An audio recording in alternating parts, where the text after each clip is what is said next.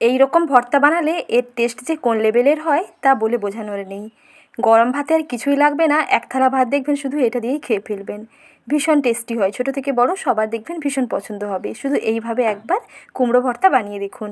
প্রথমে তার জন্য এক ফালি কুমড়ো নিয়েছি। প্রথমেই কুমড়োর খোসাটাকে ভালো করে ছাড়িয়ে নিতে হবে। একেবারে পুরো করে ছাড়ানো দরকার নেই, মোটামুটি এইরকম পাতলা করে ছাড়িয়ে নিলেই হবে।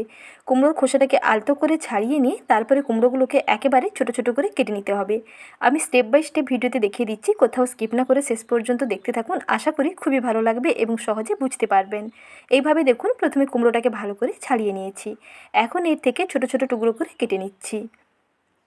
এইভাবে পুরো কুমড়োটাকে কেটে নিয়েছি। আর কুমড়োগুলো একটু পাতলা করে কাটবো, এইরকম একটু চ্যাপ্টা থাকবে আর একটু পাতলা পাতলা করে কেটে নিয়েছি। দেখুন, ঠিক এইভাবে কুমড়োটাকে কাটতে হবে। কুমড়োটা কেটে নেওয়ার পরে তারপরে ধুয়ে পরিষ্কার করে নিন।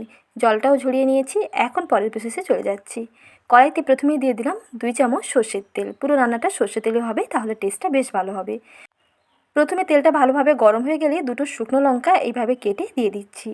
তারপরে দিয়ে দিচ্ছি 1 চামচ কালো জিরে। শুকনো লঙ্কা ও কালো জিরে একটু ভেজে নিয়ে তারপরে দিয়ে দিতে হবে কেটে ধুয়ে পরিষ্কার করে নেওয়া কুমড়োর টুকরোগুলো। কুমড়োগুলোকে শুকনো লঙ্কা এবং কালো জিরের সঙ্গে মিশিয়ে ভেজে নিতে হবে। একেবারে মিডিয়াম টু লো আঁচে ভাজতে হবে, তাহলে ভেতর থেকে খুব সুন্দর সেদ্ধও হয়ে যাবে আর একটু ভাজাও হয়ে যাবে। এখন এই কুমড়োগুলোর মধ্যে একটুখানি লবণ দিয়ে দিচ্ছি। পরে টেস্ট বুঝে আর একটু লবণটা দিতে হবে। সামান্য অল্প একটু লবণ দেওয়ার পরেই দেখবেন কুমড়োগুলো বেশ তাড়াতাড়ি নরম হয়ে যাবে আর অনেক তাড়াতাড়ি ভাজা হয়ে যাবে। এবং এর কালারটা যাতে দুর্দান্ত হয় তার জন্য সামান্য অল্প একটু হলুদের গুঁড়ো অ্যাড করলাম। সব কিছুকে মিশিয়ে নিয়ে কুমড়োটাকে ভেজে নিতে হবে। একটা ঢাকনা দিয়ে ঢেকে দিচ্ছি, তাতে কুমড়োটা বেশ তাড়াতাড়ি সেদ্ধ হয়ে যাবে আর বেশ সুন্দর ভাজা হয়ে যাবে। কুমড়োটা যখন মোটামুটি 60 থেকে 70% ভাজা হয়ে যাবে, তারপরে এর মধ্যে দিতে হবে ধনেপাতা কুচি। ধনেপাতার পরিমাণটা একটু বেশি থাকবে। 1 মুঠো থেকে 2 মুঠো ধনেপাতা কুচি দিয়ে একসঙ্গে আবারও কুমড়োর সঙ্গে মিশিয়ে ভাজতে হবে।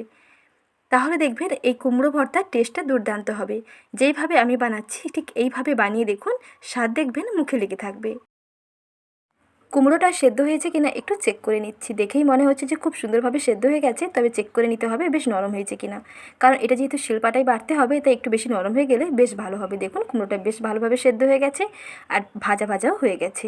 অতএব কুমড়োটা একেবারেই রেডি। এখন এই কুমড়োগুলোকে একটা প্লেটের মধ্যে তুলে নিচ্ছি। একটুখানি সময় ঠান্ডা করে নেব।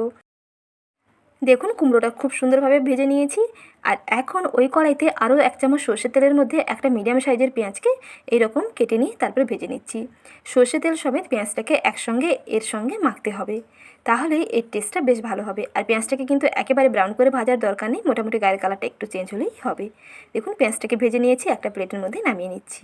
আর ততক্ষণে এদিকে কুমড়োটাও মোটামুটি ঠান্ডা হয়ে গেছে। এখন এই ভেজে নেওয়া কুমড়োগুলোকে শিলপাটার মধ্যে বেটে নিচ্ছি। মিক্সার গ্রাইন্ডারেও বাটতে পারেন, তবে শিলবাটার মধ্যে বেটে নিলে এই কুমড়ো ভর্তার টেস্টটা আরও বেশি ভালো হয়।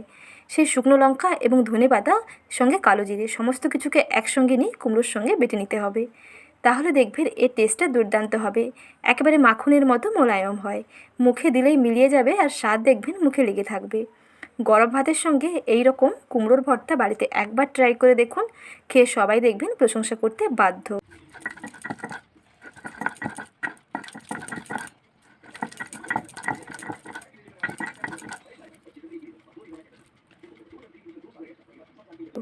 এইভাবে সমস্ত কুমড়োগুলোকে বেটে নিয়েছি, একটা প্লেটের মধ্যে নামিয়েও নিয়েছি। এখন এর মধ্যে সেই ভেজে নেওয়া পেঁয়াজ সঙ্গে সর্ষে তেলটাকে একসঙ্গে মিশিয়ে নিচ্ছি। আর স্বাদ অনুযায়ী দিতে হবে অল্প একটু লবণ। প্রথমে একটু লবণ দিয়েছিলাম, সেটা বুঝে কিন্তু আর সামান্য 1 চিমটে লবণ দিলাম। আর এর টেস্টটা দ্বিগুণ অংশে বাড়িয়ে নিতে একেবারে সামান্য নামমাত্র 1 চিমটে চিনি এর সঙ্গে মিশিয়ে নিলাম। এই অল্প একটু চিনি দেওয়াতে এর টেস্টটা যে কোন লেভেলের হয় তা বলে বোঝানোর নেই। ভীষণ টেস্টি হয়। গরম ভাতের সঙ্গে দেখবেন আর কিছুই লাগবে না। মাখনের মতো মোলায়েম এই কুমড়ো ভর্তা গরম ভাতের সঙ্গে ফাটাফাটি লাগবে। রুটি পরোটার সঙ্গেও খেতে পারেন কিংবা ভাতের সঙ্গে, সবেতেই একাই 100। ঝটপট একবার হলেও বানিয়ে ফেলুন। এর টেস্ট যে কোন লেভেলের হয় তা একবার না খেলে বুঝতেই পারবেন না। একবার কাউকে খাওয়ালে সবাই দেখবেন রেসিপি জানতে চাইবে, সঙ্গে প্রশংসা করতে বাধ্য। আর আপনিও বারবার খাওয়ার বাহানা খুঁজবেন। তাহলে দেরি না করে আজই ট্রাই করে ফেলুন। সঙ্গে লাইক শেয়ার করতে কিন্তু ভুলবেন না। ভালো থাকবেন, ধন্যবাদ।